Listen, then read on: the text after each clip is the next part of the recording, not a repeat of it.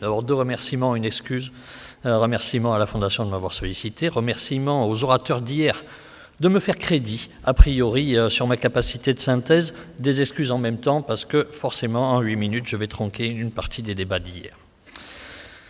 Une digression peut-être sur la toile de fond, l'atelier, effectivement, des réponses adaptées aux besoins, aux attentes. Vous faire toucher la complexité de l'atelier quand même. Les besoins, actions d'attendre quelque chose ou quelqu'un, éventuellement. Alors, ils ont été de tout temps catégorisés. Maslow a commencé effectivement par la catégorisation besoin de s'accomplir, besoin d'estime de soi, besoin d'appartenance, besoin de sécurité, besoin physiologique, et grandement dans nos approches, notamment cliniques, on a tendance à s'appliquer uniquement aux 2 derniers, pas souvent aux autres.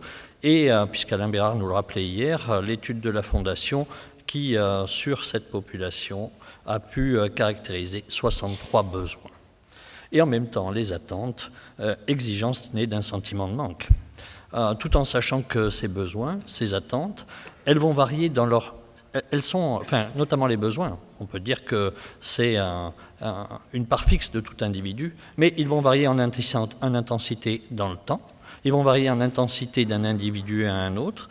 Et puis, c'est une de leurs caractéristiques qui rend l'exercice loin d'être simple. Une partie des besoins sont conscients, une partie des besoins sont inconscients, une partie des besoins sont exprimés, une partie des besoins sont non exprimés.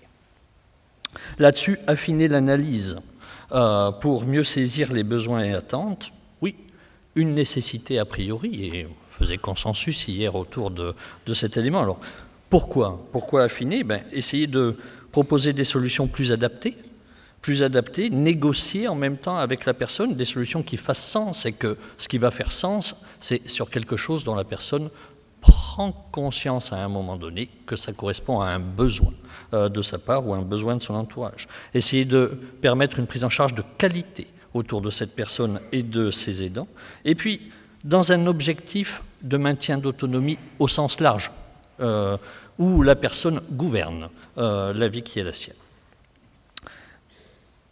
Une fois ce consensus fait, c'est comment? Et c'est toute la difficulté de l'atelier, c'est le comment. Des outils.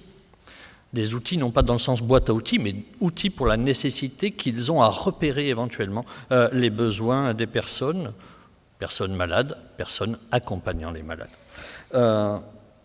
Outils global, avec outils validés, avec des propriétés métrologiques dont on est sûr qu'on ne rate pas certains besoins éventuels, outils sensibles au changement, finalement, l'outil panacé quelque part. Et en même temps, langage partagé, ce n'est pas juste un outil, c'est sur l'ensemble des acteurs qu'on ait cette culture de l'évaluation, oui, que cette évaluation soit faite, oui, vraisemblablement, pour identifier les besoins, avec des outils, si possible, partagés. Et c'est une des difficultés. Alors, part a été faite particulière à l'outil Interrail, on vous l'a présenté tout à l'heure. Il a de vrais atouts sur sa globalité, sur sa capacité à identifier, à améliorer les choses, oui. Et en même temps, ce constat qu'on peut faire, qu'aujourd'hui, il est l'outil d'un des éléments du dispositif, la Maya, mais qu'on n'a pas pris encore cette décision de le généraliser, ce qui fait qu'on n'a pas non plus un langage commun entre des acteurs qui, par définition, ont une essence commune, qui est d'essayer d'accompagner au mieux un patient, une famille, dans une situation complexe. L'expertise de qui? L'expertise du médecin, l'expertise du soignant, l'expertise du commerçant, l'expertise de l'accompagnant familial, l'expertise du patient lui-même. Ce n'est pas une expertise. Des expertises, et l'outil, quel qu'il soit, doit laisser aussi la part à l'échange pour justement essayer de récupérer l'expertise de l'autre et le souhait de l'autre.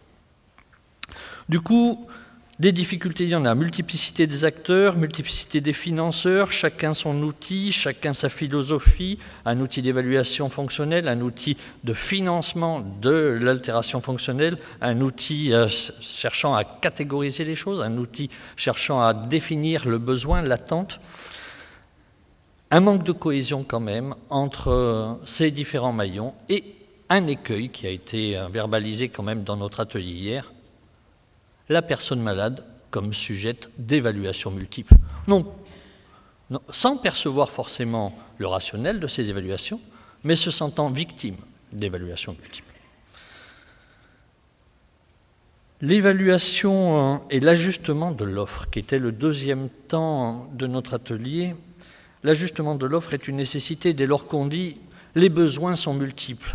Les besoins sont vraisemblablement des constantes de tout individu, mais pour chaque individu, le besoin va être modulé par sa propre envie, sa propre perception. Du coup, l'offre se doit de s'ajuster un peu aux besoins réels des individus qui la sollicitent ou pour lesquels on aimerait qu'il y ait une prise en charge adaptée des besoins qui sont les siens. En même temps, l'offre est déjà multiple, avec de grandes variabilités.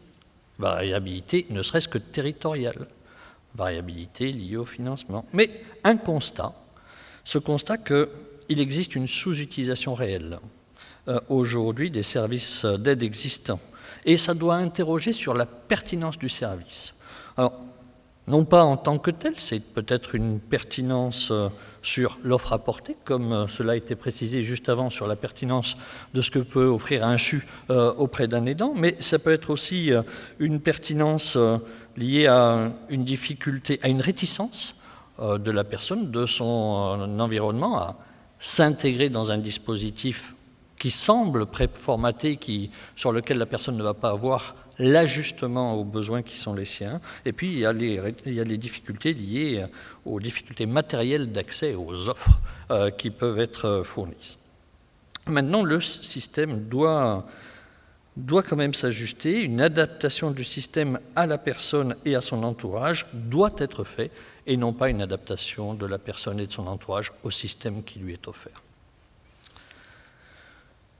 L'évaluation des besoins, l'estime de soi, la capacité de réalisation, c'est là-dessus que finalement, si on m'offre demain les capacités de réaliser les ambitions qui sont les miennes, c'est là où ma qualité de vie va faire un bond énorme. Je ne suis pas sûr que d'assurer les besoins physiologiques qui soient les miens me permettent de cranter énormément sur ma qualité de vie, mais dès lors que je suis sur une meilleure estime de soi, une capacité à développer la réalisation qui est la mienne, oui, je gagne grandement. Et c'est là où, dans l'approche qui est faite aujourd'hui des services, la notion du contre-don qu'a évoqué Marie-Christine est importante. C'est, oui, le sujet ou la personne qui bénéficie du service obtient quelque chose et en même temps, le système veille à valoriser ce que peut apporter la personne elle-même au système. Ce fameux contre-don où la personne arrive avec son expertise, ses apports. Elle va être finalement, on va non seulement utiliser les capacités restantes qui sont les siennes, valoriser les capacités restantes qui sont les siennes. C'est là où l'ajustement doit aussi se faire. Alors, quel avenir ? Des constantes et puis des fluctuations, des inconnus. Voilà. Les constantes et le maîtriser, l'évolution démographique. On le sait, on sait ce qu'il est, on sait ce qu'il va être demain. Les besoins, il est vraisemblable que les besoins soient une constante, qu'ils n'évoluent pas dans le temps. Par contre, on peut, avec les mêmes besoins, faire varier énormément les attentes qui sont celles de la population de demain, parce qu'ils attendront des services ajustés à ce qui leur seront offerts demain. Et surtout, parce qu'il y a évolution démographique, explosion de la demande. Et là, on sait qu'on sera dans l'impossibilité vraisemblablement de juste dupliquer les solutions qui sont celles qui sont les nôtres aujourd'hui, parce qu'on n'en aura pas forcément les moyens économiques. Et donc, on se doit d'explorer deux éléments, si je me fais la synthèse de ce qui a été dit. D'abord, les moyens du financement. Est-ce qu'on sera toujours sur l'État-providence? Est-ce qu'on sera sur l'identification d'un cinquième risque qui permettra? Est-ce que le système assurantiel permettra aussi de prendre en charge une partie de ce système d'ajustement aux besoins des personnes qui émergeront demain?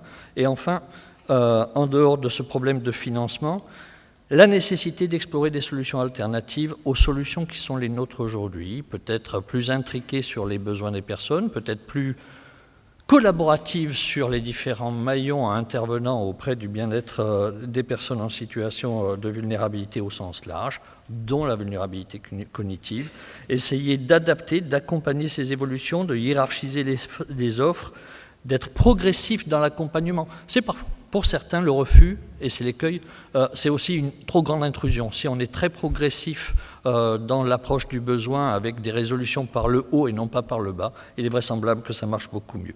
Et tout ça dans une démarche participative, et j'en ai terminé. Oui, j'ai vu que vous agitiez un petit peu. Absolument. Un grand merci. Merci.